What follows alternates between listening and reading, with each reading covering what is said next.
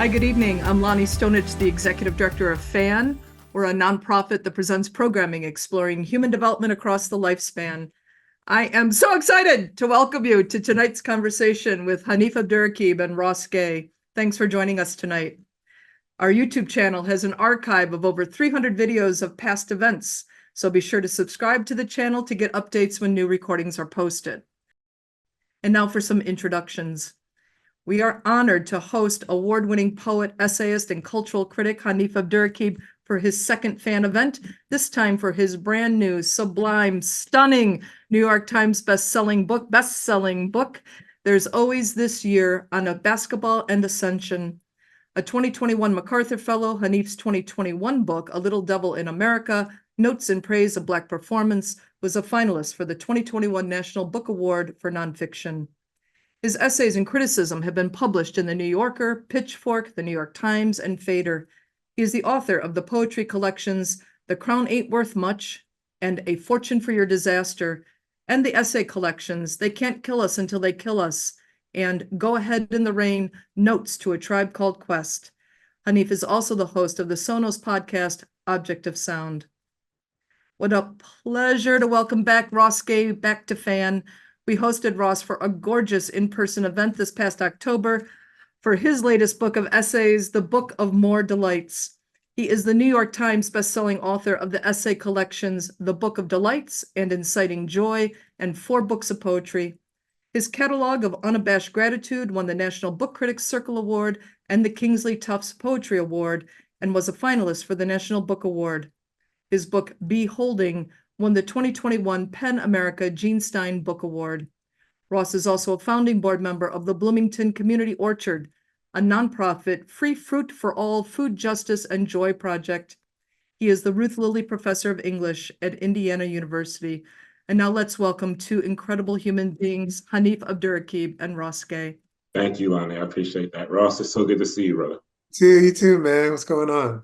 It's such a long, the days feel very long, but very, occasion for gratitude for sure, but the days feel long. Yeah. And to end it with this is very joyful. So thank you for making the time. You're busy. You're like, I know you don't say yes to everything. Well, yeah, I'm glad to be here. And as we already know that I wore this shirt in your honor, Dr. J. Old Dr. J, ABA Dr. J too. Can I know you're supposed to? Can I ask you a question about Dr. J? Because I think the way your obsessive approach to that. What is it about Dr. J as not as a player, but as someone who? And I know you've answered this in long form, but is he one of your favorite movers around the court? Because I think there's a difference between being a good player and a player who moves really attractively along the court. Yeah, I mean, definitely. I think there's something about the like how beautiful he was, and how clearly like a kind of beauty was consciously part of his game, that for sure is part of it. I mean, part of it is also just like growing up outside of Philadelphia, my dad being a fan, like kind of sitting at his feet watching games and all that. Like he was so in our kind of conscious, in a way, the way LeBron was in Ohio for those years, and I think probably still is in Ohio. But yeah, Doc was just like he was so present, but there was something about that kind of, not only that like beauty, that sort of obvious kind of beauty, because there were obviously other people who were sort of, Magic, I think, was sort of a beautiful player. Like there were other folks who were like that, but also I don't know. There's other things about it. I'm actually writing other essays about other basketball players, Doc included. But there are other things that he's, kind of mythological, at least to us, in that area. For sure. Yeah. But my question, first of all, beautiful book, man. Well done. Well done. I love it. It's just so neat to see you think in all these different kind of modes and ways. And I think maybe it'll just be at some point, I realized we didn't say this, but at some point, maybe it'd be nice to hear a little bit from the book. Yeah. I have to grab a copy. Oh, wait, there are copies literally. Yeah, there's a bunch of copies. There's like 10 copies right behind. I'm like, am I at the crib? I thought I was like, maybe I'm at the crib. I got to run to the room and grab a copy. But before that, I thought it might be neat just to know like what what was the occasion of this book? You know, maybe like the small occasion, but also the large Yeah. occasions. The small occasion was that in 2018, I thought LeBron and I are the same age, around the same age, maybe like 10 months apart.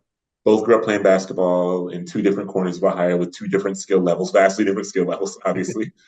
And I thought, oh, I would be interested in a book about Ohio in the era of LeBron James. That doesn't actually mean anything. You know, it's kind of like, you know how this goes. Sometimes we have an idea, but the idea is actually not a book. It's just an excitement, an immediate excitement that maybe requires some pursuit, but not the type of pursuit that leads to a book, just the pursuit of your own interest. And in that pursuit, I began to think about immortality, Mm, this question of LeBron as an immortal figure who is certainly not going to play forever. But there are moments, even now, where, you know, there was like 2 weeks ago where he lit up the Nets for like 40 and was shooting 70%. You know, I was like, oh man.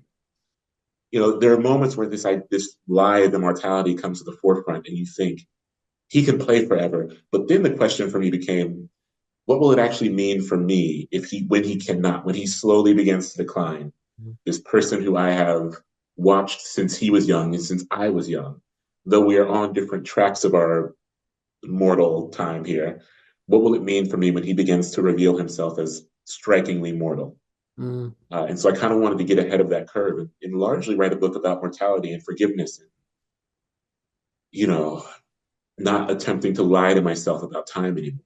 I think, you know, I turned 40 last year and it feels like a good time to be honest about time, not necessarily to consider what's behind me, but to consider the possibilities of what might be in front of me if I actually do mm. embrace the fact that what is behind me is behind me. Yeah. How do you feel like, because it is actually the case. I mean, I remember one time watching, I can't remember what I was watching. I was pretty young, but I knew I was already a writer at that, or I was thinking of myself as a writer at that time. And it might have been Diana Ross or someone. And I remember she felt like an older person, and she was Yeah. only like 60. Yep. And I remember being like, man, it's nice to have this occupation where you kind of learn how to do it in your 50s. Yeah. But so how are you thinking about that question about mortality, even though LeBron is like still one of the best players in the league, kind of wild to me too, man. It's wild. Yeah. It's nuts. But and you're you all are the same age, and there isn't you can't really debate it that even though he's at this peak, he's not it's not gonna be for another 10 years. No. But No.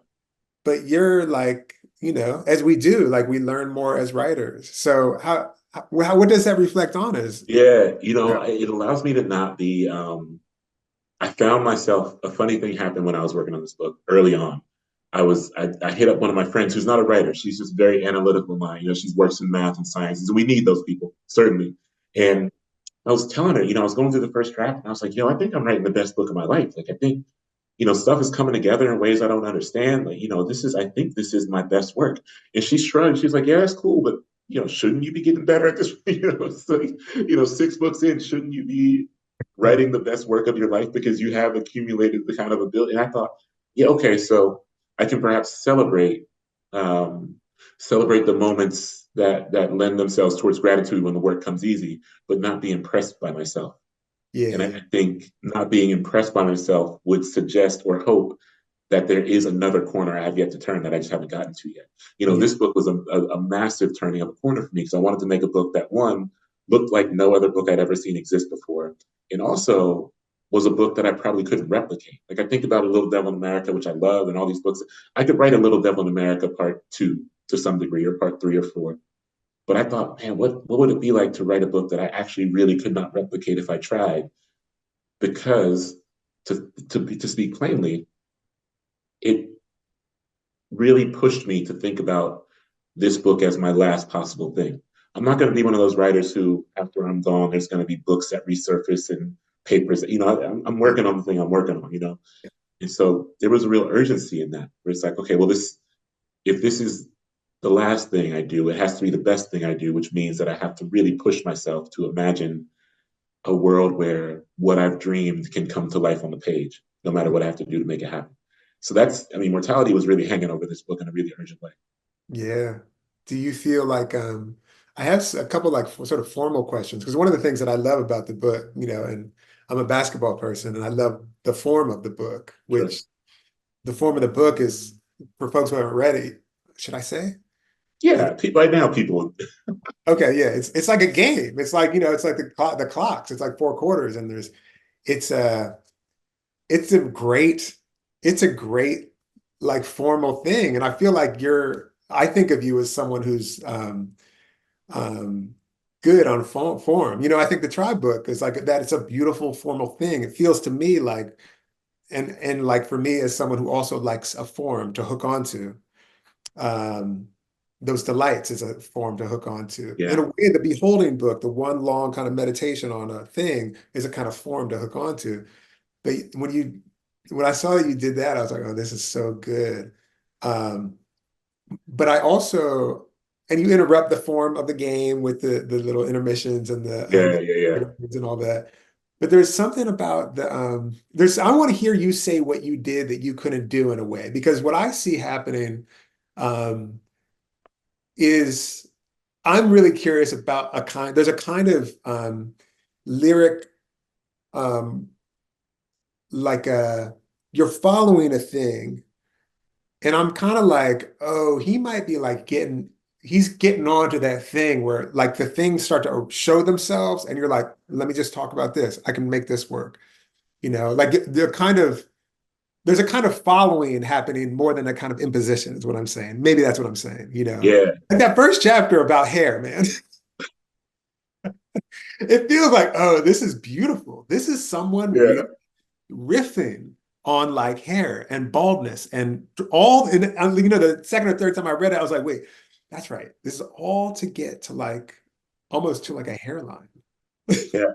It's that's the thing, right? Is you sometimes uh I've been citing you so much on because last time we did one of these was in person in Columbus, and you said a phrase that I think about all the time: non-citational fucking around. And I was like, man, Ross is so present in this book because in a way that I want to talk about more later, in the way that the second person addresses a lot of you, right? But Mhm. also this idea that I can get to anything or make you believe anything. Like for example, I think it's the first quarter, that thing where I do with the Dick Snyder shot with the floater that looks like a sunset against them. That was the first time I was actually on the page. For those who haven't read the book, it's kind of me taking you through what this shot looked like, but currently constantly backtracking, saying, "Oh, it looked like this. Actually, it looked like this. Let's go through one more time. It looked like this." That is how the process of the entire book was. But what I needed to do in that moment was say, reader, I desperately need you to visualize, without knowing this shot, without even going to look it up on YouTube. I need you to visualize this ball against this blue background as a sunset, because if I can get you to do that, then I can pull off this larger idea about the game 7 as a sunset, which means that I've set up the urgency that I need to figure out the rest of this chapter. And so a lot of it was just looking for the one thing that I can pull the pin out of and let it unfurl. And so in the first quarter, the pregame, the thing about hair, Yeah, it was pregame. all about the Jordan dunk. It was all about like getting that Jordan dunk in the idea of gold, because I wanted to return to that. And sometimes I do this thing where I write the centerpiece. I write the thing that I know needs to tie together everything else. Then everything else just unfurls around it, if I'm lucky, if I'm having a good day. Yeah, yeah, yeah. Yeah. That's great. It's funny because there's also something about like the kind of particularity and peculiarity of looking like Yeah.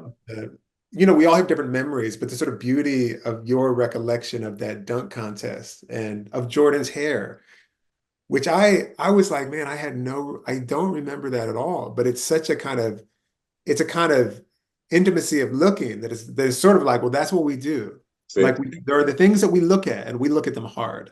yeah.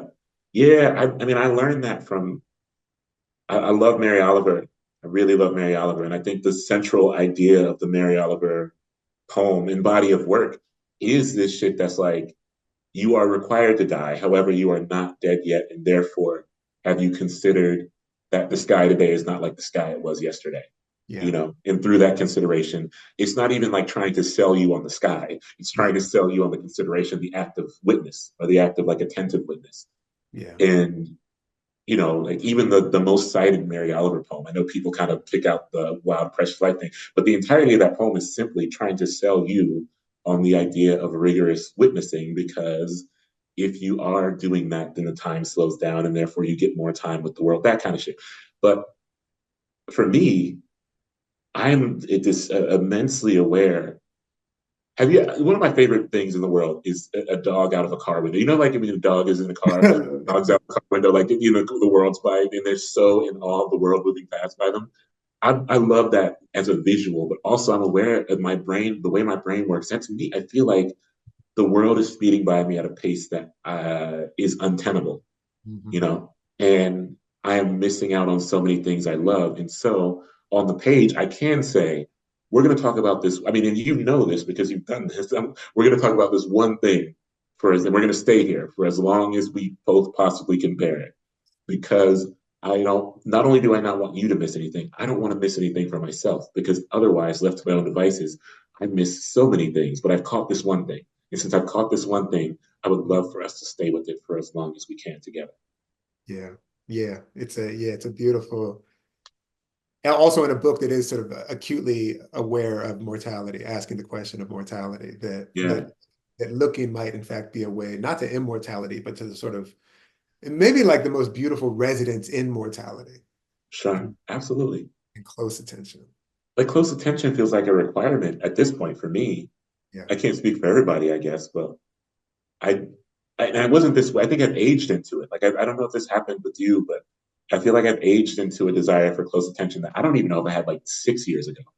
You know, I don't know. I think for me, I feel like I just crossed a threshold wherein I decided that I cannot be, or all the obsessions that I have require close attention. And how am I not serving my obsessions well by just kind of hoarding them, or collecting new ones atop the ones that already exist, instead of going deeper into the ones that I know I have affection for. Yeah, that's beautiful. So here's a question about the book, and I almost want to ask. I'm going to ask it like this, and then say it a second way. What word do you think is the most? I don't know the answer to this question, but what word do you think is the most in the book? Like, what word shows up the most, do you think? Oh, I know. It's towards. Oh, it is? It's intentional. Yeah. Good for you, man. Because you know what word I thought was? What? Enemies. That is the second. That's the second. Ah! Yeah, I wasn't even doing the thing. You know? So the number one word is definitely towards, and that was intentional, because I was trying to reframe ascension as not necessarily moving upward, but sometimes moving forward or moving along with. But the second most word, the word that appears second most is enemies. Yeah. And so I'm gonna just sort of say a little bit how I read it, how I hear it. Yes. And there's a lot in the book where it's sort of like our enemies this, but I don't want to give them the time of day. Our enemies this, but they don't love us, so we're not our enemies. But it's this sort of like tension of like the enemies are there, and then like trying to be like, but we're not. But that's not who we're talking about, or that's not who we're talking about. That kind of feeling. So can you talk a little bit about that? And then maybe one of the things too, on top of that, talking about that, is like, who's the enemies? This is a dream question. Okay. Well, I guess I'll do the second part first. So for those who haven't read, the first line of the book is, "You will surely forgive me if I began this brief time we have together by talking about our enemies." I say our enemy, I go on this whole thing. But the idea is this: when I was growing up, I loved the Fab Five. They were the first basketball team that I saw and loved. And the way I saw them, these young Black men just showing a massive amount of affection to each other, right? Now, if you look at old photos of the Fab Five now, they're always arms around each other, hugging each other. And seeing that, and then hearing the way that white announcers would talk about them, was jarring for me. Because I remember being like, oh, this isn't, they're talking about them like they're dangerous, or they're, that's actually not what I'm witnessing. Even as a child, that for me, I was like, there's a real incongruous, and I kind of extend that through the idea of handshakes in the hood, or gangs in the hood, these kind of things, or hair even, where it is untranslatable to a people. And because it is untranslatable to those people, they see it as dangerous, and therefore they are our enemies. Because they look upon a landscape of affection in fear. And because they fear, it is not enough for them to fear it on their own individual time. They require an audience for the expression of their fear. They require a cohort that will fear alongside them. So those are the enemies. The enemies are anyone who interrupts our affections for each other, or our witnessing of affections, our close attention. But also, the reason I return to enemies in the book and try to do it as gently as possible is because the enemy is also flexible. Our enemies and our beloveds are sometimes intertwined, because our beloveds know the interior structure of our hearts in a way that they can become an enemy with a slight kiss of the wind. You know what I mean? And I think we are, at least for me, I feel required to show grace to the people I love who have drifted into the realm of the enemy, because I might love them again. There's the story in the book about how a friend, one of my pals, when they were burning LeBron's jerseys in Cleveland, went to go throw LeBron's jersey in the fire and then pulled it back and said, well, he might come back home. And that's it. That's like the entire thesis of the enemy idea. It's like, LeBron is my enemy today, but I hold out hope to love him again. You know, my heart is broken now for the people I've loved who don't love me the same way I used to. They used to, or I don't love them the same way I used to. But if they were to come back at my doorstep tomorrow, I would almost feel required to find it in my heart to offer some grace towards them. And so the enemy is a flexible target. Yeah. Yeah. And oneself is sometimes the enemy. Oneself is sometimes, that's the other thing. Oneself is sometimes the enemy. Yeah. Yeah. That's great. That's great. That's like such a productive, like, tension in the book. It's like, you know, struggling with that notion is really powerful and like true, you know. Yeah. And it's like an idea of an enemy is a flexible thing. You know, I delineate enemy and opponent because, I mean, we hoop, you know what I mean? Like, you know what it is to play pickup against someone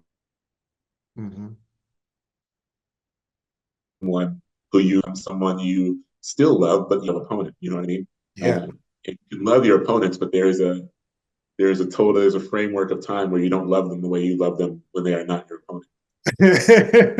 That's right. That's right. But you need them. That's the thing. But you need them. Yeah. You need them, and they need you. Like, and even if they're, you know, if they're working you, you still need them for the fact of the game, and also for the beauty that the game might produce. You know, that's beautiful. There was another thing I wanted to sort of, I wanted to ask about the address. And one of the things that you do in this book is you address like beloveds. There's this one moment where you're sort of like talking to people and you put your hand on their shoulders. It's so lovely. I was sort of like imagining, like, are you to the side? Are you behind? Yeah.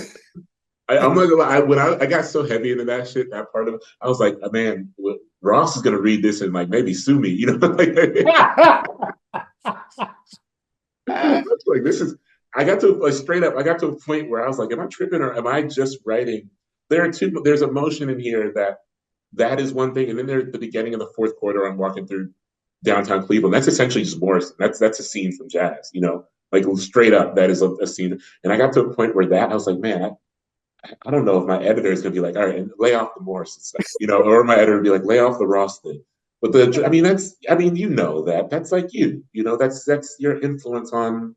That's your influence on my work is ever present in this book, but particularly to learn how to sustain that level of address. Because the one thing is, I dreamed up the first line of this book a long time before writing the book, but to have that, like literally in a dream. Like a lot of the stuff I do, I have this like, I don't know if this is part of your process, but I have this long email thread of little things that came to me in my sleep, and I just roll over in the middle of the night and like type them into my phone and email them to myself. Oh, good. Because otherwise I get afraid I'll lose them. And so this first line was in 2018, I had it. But to have a first line like that, in a first paragraph like that already goes into like we, our, and like really establishes a connection, I knew I would have to sustain that voice through the majority of the book. Yeah. And that was hard. It was hard. And I mean, I'm not just saying this because, I mean, you know, I've said, this isn't my first time saying great things about your influence on my work. So, you know what I mean? But to sustain, I was reading catalog. I was going through catalog, not just the title poem, but the full book to figure out this way that you but the poem itself too, because that poem is so long. And then at the end, the thing with the child, it'll all be over soon. That shit is like, okay, so the child in the dream is like walking alongside us as well. And that taught me how to just broaden the scope of the address. So it isn't just like, I'm in this room with you and where I'm talking directly to you. It's this idea of we are perhaps walking in a dreamlike state and I am alongside you, but also everyone you love is alongside you. And a few people I love are alongside us. And therefore, but I learned that from you, entirely from you. And it was a real honor, for real, man. It was like a real honor to spend time with your work in this way, where I was challenging myself to not write like Ross, but challenging myself to attempt this really long form direct address. It was a beautiful honor to spend time with your work and say, oh shit, this writer who I've read in one specific way for a long time, I get to read him in a different way now because I'm like reading him to inform myself instead of just reading him in awe. It's like, it's one thing to be like, I'm in awe of this writer. And it's another thing to say, I need to embody the work of this writer to learn something about myself. Yeah. That's beautiful. Studying. Yeah, that's what studying is. Yeah. Yeah, beautiful. Yeah, there's so many things about that. And also like the that the addressee it's in addition to like you and all your beloveds and my beloveds, it's like, and some people I don't yet know. Right. Yeah. And some people who at this moment might not belong here. Right. There's it's really neat. Another thing I wanted to ask you, because dreams, we just dreams. There's that moment, or a couple times you talk about if or how sometimes people, or not, I think you say at some point, always, people come back to you and come to you in dreams as their child self. Yeah, generally speaking. And I think that changes by the end of the book. There's a little bit different. There's a little different. Yeah. Can you talk about that? Yeah, and it changed intentionally because while I was working on this book, I began to see people as their grown self, because I was seeing, because some of the people coming to me in my dreams as their child self, I didn't know them as children. And this was fascinating to me. Like I'm imagining the child version of a friend who I've only known since they were 19, and I have no access to their child self. And yet in their dream, I know it's their child self because perhaps their voice is their voice as it is now to me, or their movements are the way they are to me now. And this was happening at the same time. I'm at an age where a lot of my friends are having children. And so this thing that's kind of delightfully fucking me up is that I'm looking in the eyes of children who have the actual faces, you know what I mean? Who have the faces and features of the adult people I love. Like my best pal in the world, Megan, has a child who she just sent me like a photo of his like daycare photos, and he's making a face exactly like she makes. I mean, exactly. And so that was just fucking with me. It was like, man, so there is a version of myself, even in my waking hours, who is kind of witnessing a childlike version of the people I love. And that is propelling me towards an affection. So, for example, this child has your face, and I will therefore love this child forever. Yeah. I'm beholden to a love for this child forever. This child has no idea who I am, cannot speak my name. To this child, I am just like a blob of color. And yet I love that child forever, already signed to that. Yeah. But also, while I was working on this book and thinking of dreaming, normally my mother appears to me in my dreams as a fully grown person. But then people started to appear around her as their fully grown selves as well. Enemies of mine, even people I don't love, would appear to me in my dreams. And I go through that in the book too, about how, your brain isn't differentiating. Your brain is just saying, I'm pulling from the file of your memory and offering you a person. Yeah. And that was really rewarding for me in a way. It was rewarding to say, I might have you forever, person I love.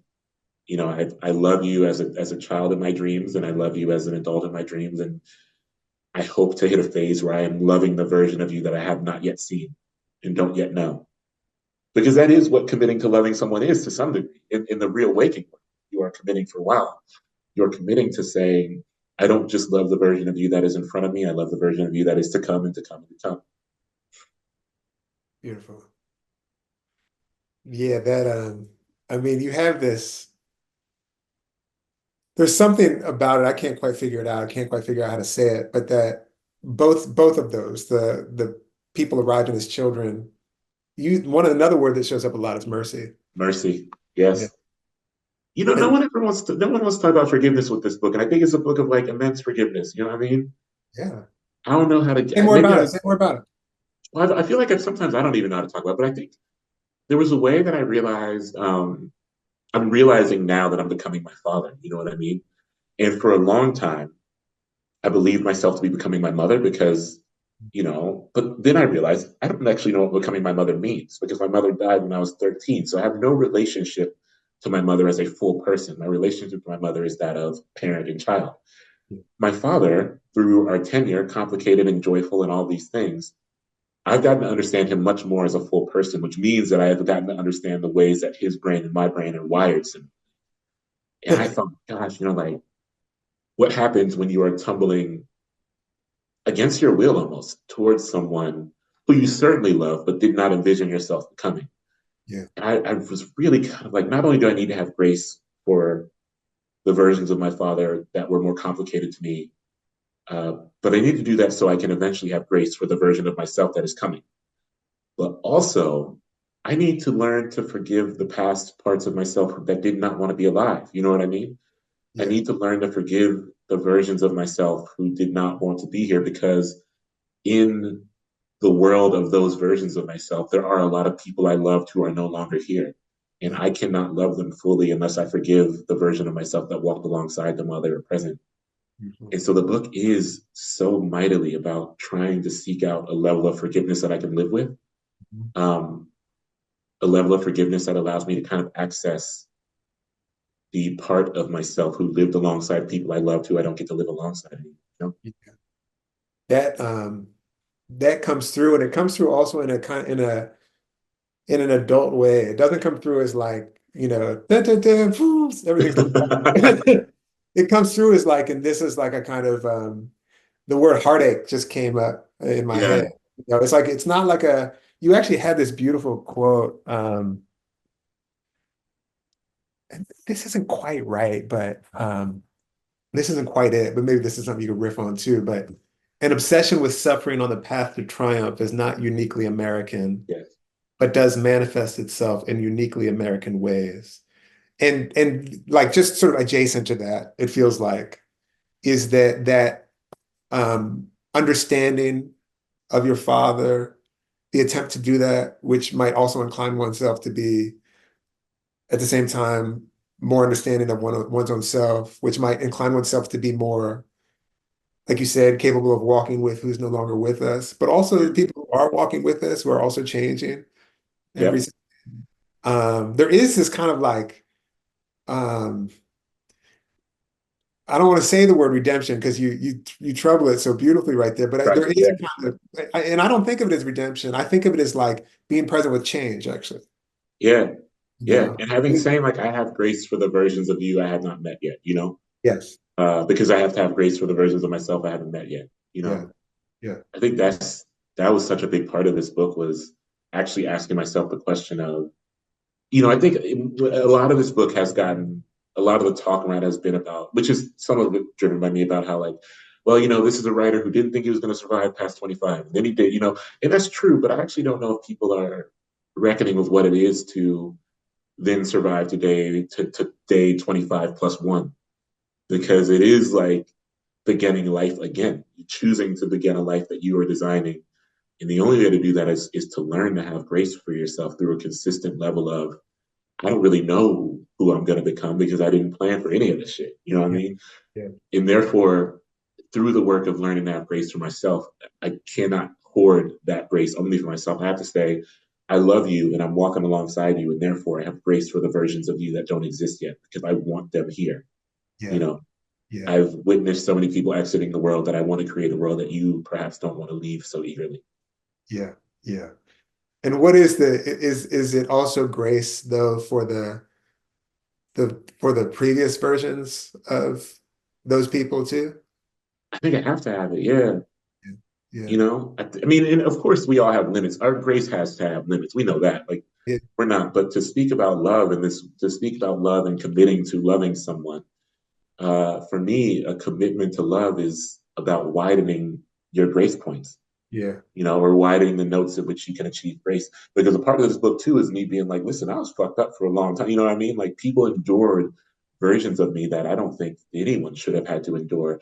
And yet they did not turn away from me completely. And so the lesson in that for me can't be, wow, like everyone who loves me is so forgiving. I got to keep being the person I am. You know what I mean?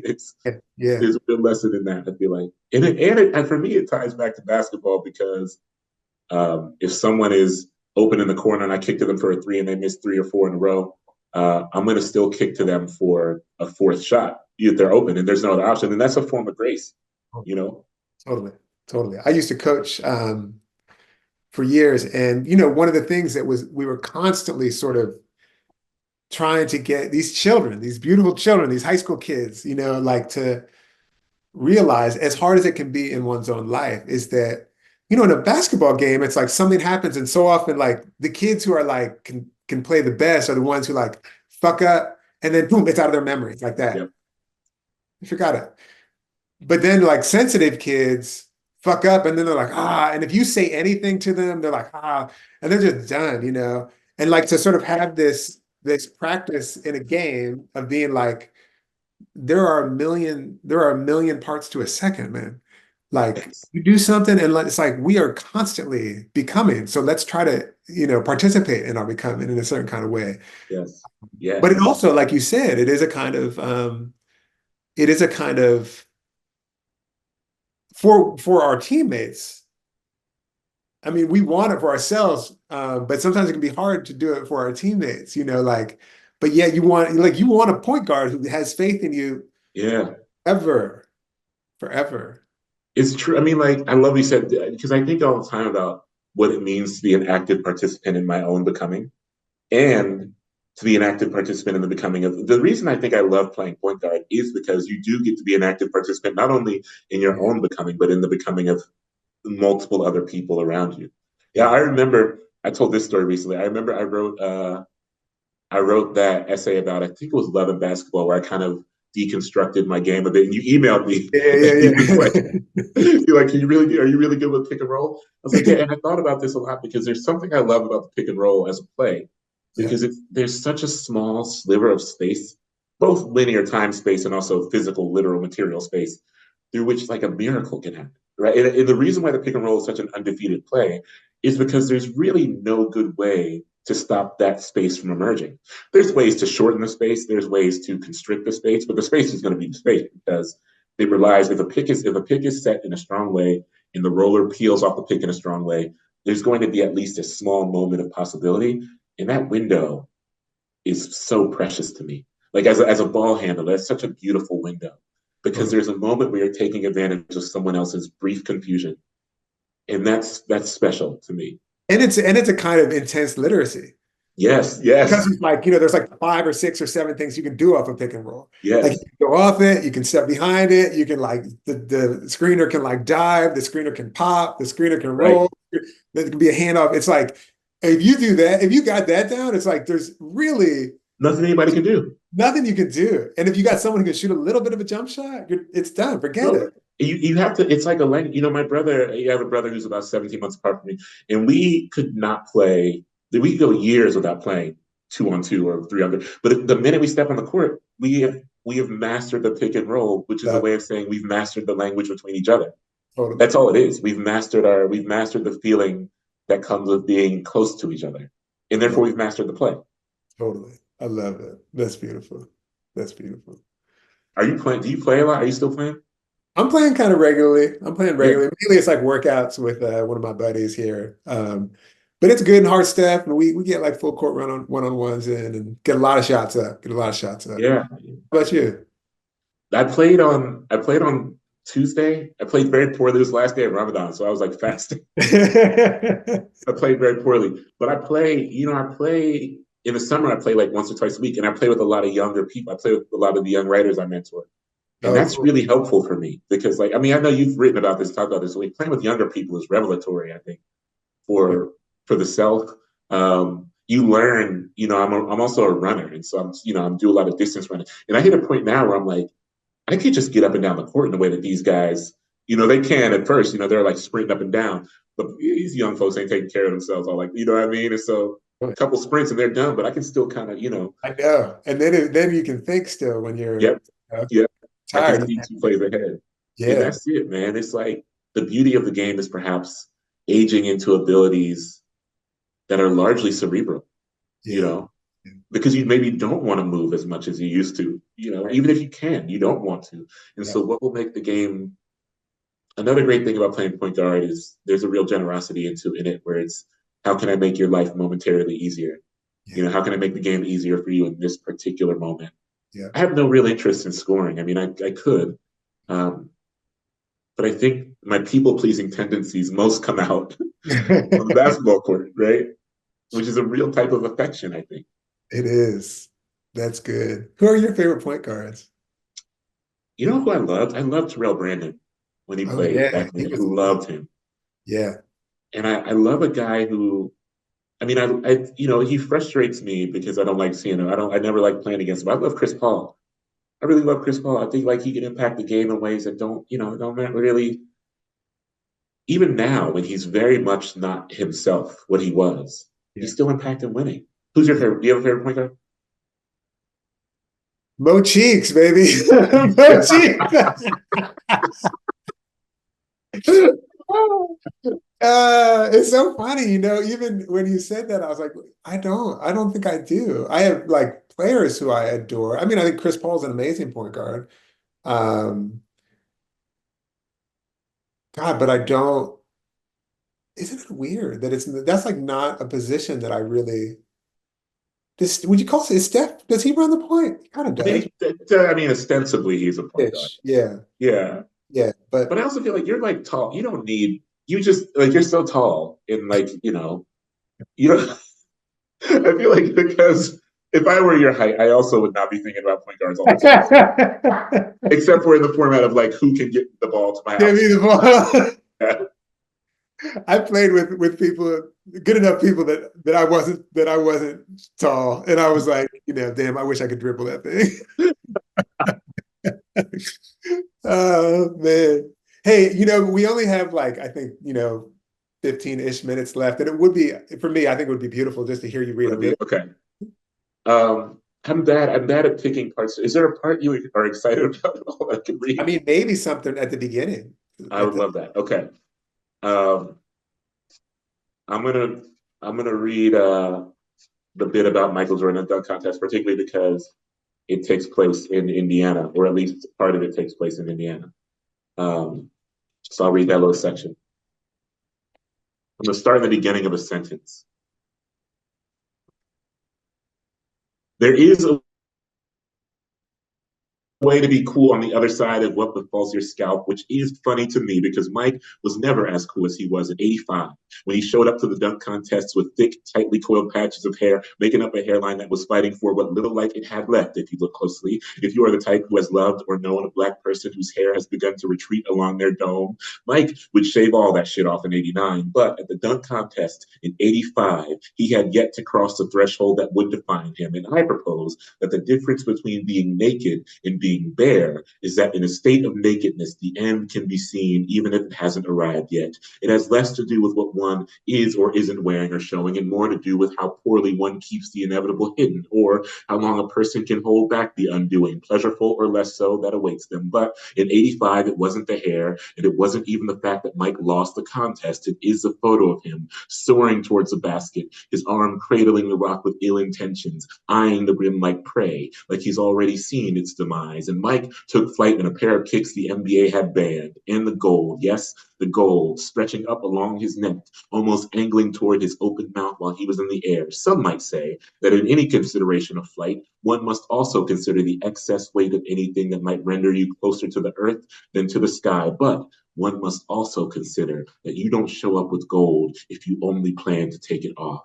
There are those who demand to be buried with all their gold on, to reach heaven, perhaps, still wrapped in the arms of their earthly jewels. And Mike was never as cool as he was when he climbed towards the sky with 2 gold chains around his neck, ascending, too, so there could be no mistake about that miraculous air that refused to let MJ down. I believe no gold to be subtle. I believe nothing to be subtle when it can be snatched from a neck in order to feed a family. But Mike said, again, you're going to have to catch me. You're going to have to climb, and I know you want no parts of the world from this high up.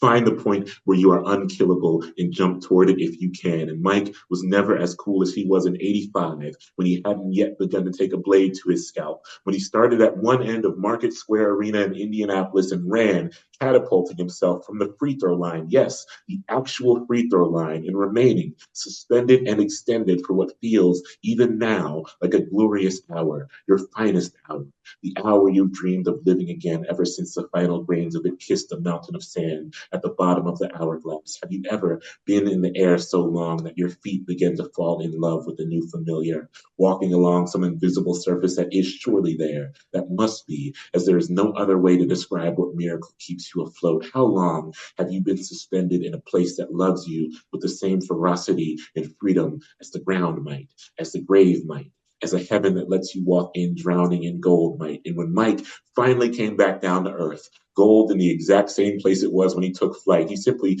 pumped his fists, clapped his hands a little bit. Mike was never as cool as he was right then in the moment directly after his singular defiance of the routines of both flight and flyness, smiling to himself like he was awaking from a dream, a good dream, a dream of invincibility, a dream where no one can kill you but you. And even now, I wish to touch the hem of that type of cool, to ascend and then return, knowing the world has been altered before I landed, and there is no reason for me to be longing for this, and there is no reason for me to be longing for this right now, except for the fact that I am looking up at the sky and thinking again of the most cartoon version of heaven, a place overcrowded with people whose names I have brought back to life, whose names I have scrubbed the dirt off of after long winters have weighed their headstones down with the treachery of the season, a place where the dead have nothing else to do but watch the living they loved and still love, watching all the sweetness lurking around the corners we ourselves cannot see, shaking their heads as we deny ourselves our waiting miracles. This is a self-indulgent way to imagine the life after this life, but I have massaged all other meaning I can out of the sky, out of the shapes of clouds and the oranges and reds that fight their way through the clouds while the sun laughs its way to surrender. I have led us astray again. I know. I meant to talk about gold, which is both a color and a state of being, though definitely a color. One I have seen knocking tenderly on the glass of a window in an airplane in the early moments of descent, right after waking and sliding open the plastic lid, temporarily quieting the shining empire of light, which, if you are lucky, greets you at just the right distance, where you can see where you are going and see what is carrying you there, which means if you are coming back to Columbus, as I do always, you can see the yawning mouths of stadiums bursting with green, and you can see the familiar buildings, the ones you might take for granted if you live in a place long enough and forget to look skyward all that often. And yes, with the plane tilting at the right hour, the gold from the sky can make its way across your newly awakened eyes, the color itself, two hands nudging you home. And this is why I must believe that there are my people beyond the clouds, draped in some exquisite shit, untucking the shine just as a reminder. And Michael Jordan was coolest when he was close to them, alone and statuesque, but for the stadium lights dancing along the gold around his neck, sending a signal to someone, somewhere. Yes, my beloveds, it is all this talk of gold and skies that makes me want to jump towards you, even with my sturdy head of hair and my legs not having as much give as they used to. My God, how I miss you all. My God, how I pray to be buried in whatever decoration will allow me to arrive to your arms, new again, clean. Good work, man. Thanks, Rob. I want to ask you two things, and one is yeah, it's really beautiful. One is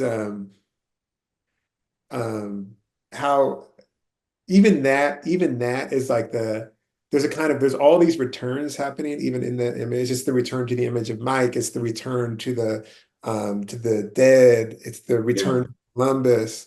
And then you're kind of cycling back to the gold, like the questions of the gold kind of show up and go away and they show up. And it like in a way I just want to ask or maybe observe, like this is like a book of returns too. It is.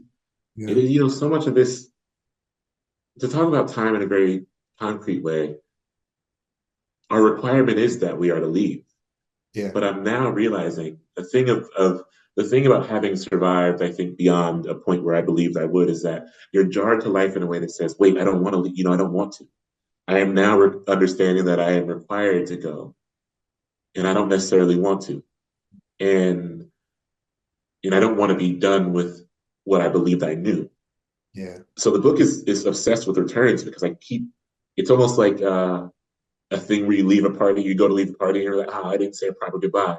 I didn't say a proper goodbye to this person and this person. And then you just end up having a longer conversation. And you say, I gotta go. But you're not really, you're just kind of circling back in telling people or telling things or telling something or somewhere, I love you, I love you, I love you, you know? I think it's hard because I don't want to walk around with the reality of, gosh, a couple times ago we did this thing at Gramercy Books in Columbus, and you told me this thing that was like, this could really be the last time we see each other. Yeah. You know, and it wasn't even hard. It was just like knowing that the reality of that should align the way we live in the world. And I think these returns and this obsession with returns that really show up in this book and no other book of mine is because I'm having this joyful crisis, but a crisis nonetheless of saying, everything could be the last thing. And I love you. Mm-hmm. And if this is in fact the last thing, I desperately not only need you to know that I love you, but I need you to know the tone and temperature and ferocity with which I love you. And I need it to be in as many different forms of language and image and metaphor and plainness as possible. Because what if this is the last thing and I have not articulated my desire to stay adequately? Mm-hmm. That's beautiful. Yeah, because it'll be the last time. Yeah. I think about that thing at Gramercy all the time. And Yeah. I often joke it off. I often say, man, Rose said this to me and it was like, oh man, this is fucked up my night. But really, I mean, it didn't, you know what I mean? Like it really pushed me to think about this a little heavier. Yeah. What was your other thing? You had a second thing. Yeah, the other question was just like was the I mean, I think we all know that you're a beautiful reader and a beautiful poet, but in a way I kind of want to ask the question, um, and also for folks who don't know, haven't read the book yet, there's poems in the book. Like the poems just sort of merge kind of seamlessly into the book. And it's really lovely. And reading that, which is not poetry, but sounds like poetry. Yeah. There's something I just sort of like, how do you even, I don't want to ask the standard question about poetry and prose, but I do in some way want to acknowledge that there's a kind of like obvious attention to language and to music and to pace that feels very much like a poem, Sure. often throughout the book. And I don't know, I just want to hear you talk a little bit about that.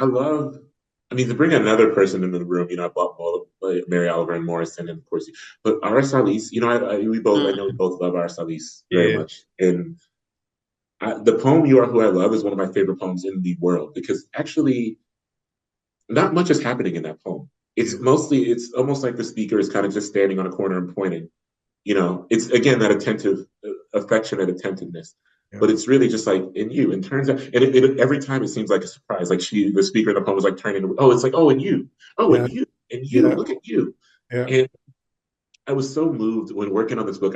Largely, I spent a lot of time with Black Maria too, but her work too, because what I love about her poems, and I don't mean nothing's happening in like a derogatory way. I mean that she is incredibly gifted at making you feel like you are propelling at a speed. The poem "You Are Who I Love" it makes it feel like you are just kind of like in a car. You're the dog. You're the dog with the car. When like, okay, this person. But really, what she's doing is just saying. It's like these incantations. That's it. And it's a very plain, beautiful language, but very like plainly saying, like, I'm stating this, I'm stating this, I am stating this, I am stating this. And I was like, how can I do that for the course of an entire book? How can I kind of just say, this is what I'm witnessing, and this is how it is making me feel? Mm-hmm. And I think by default that becomes poetic, at least in any definition of poetic that I believe in. Yeah. The plain statement of, oh wow, I'm witnessing this, it is invoking a feeling in me, and the feeling is so powerful that I cannot leave it unspoken. Yeah. And so therefore it becomes spoken. Yeah. That urgency feels poetic. Like I love the poem "You Are Who I Love" because it's an urgent manifestation of, like, I don't know, this person walking their dog. I love them. I don't know them, but I love them. And I wanted to really imbue the book with that kind of I should actually write her a note. I've been meaning to write her a message and be like, yo, you really show up in this book, because I think that's a lot of her. Yeah. Oh, yeah, you should. You should. Yeah, and there is that kind of like the other thing that's in that poem, and a lot of her poems. She's one of my favorite, most important writers to me too. Absolutely. Absolutely. The kind of accumulation, Yep. and that's what the accumulation. Then it's just like, and Yeah. then that's the momentum, is that accumulative thing, and then to hear you read that is like that's a lot of what it was. Just anyway, I see Lonnie. I'm just so happy for you, man. I'm so glad to be walking the earth with you and doing this, trying to figure it out together. Ross, man, you have such a powerful impact on my way. I know I'm not alone. A lot of people feel this way, but I've said this to you before, but you have such a powerful impact on my work. And this book would not exist without the way that you see the world, and the way that you allow people to see the world through you, and the way that you ask people to slow down, almost demand people to slow down. You know what I mean? Perhaps demanding yourself to slow down in the process, but really demanding that, and that like attentiveness and care for the world. I don't really know. This book doesn't get to the finish line without that. Like for real, man. And so you've like changed my writing life and changed my brain. I think changed my brain towards the world. And I'm grateful to be kind of to have stumbled into a lineage that you have created. Yeah, we're in it. We're in it together. It's like man. Grateful. It pains me to interrupt, honestly. What a great conversation. Ross, you bring such beautiful energy to the stage, to the screen. Hanif, I know that you're just loving this conversation. You've had a lot of great conversations on tour, but man, this is tough to beat right here. Thank you so much, Ross, for your preparation, your sensitive reading of all of Hanif's work, and just bringing in such a fluid, beautiful way. It's just gorgeous conversation. Thank you so much, really, from my heart.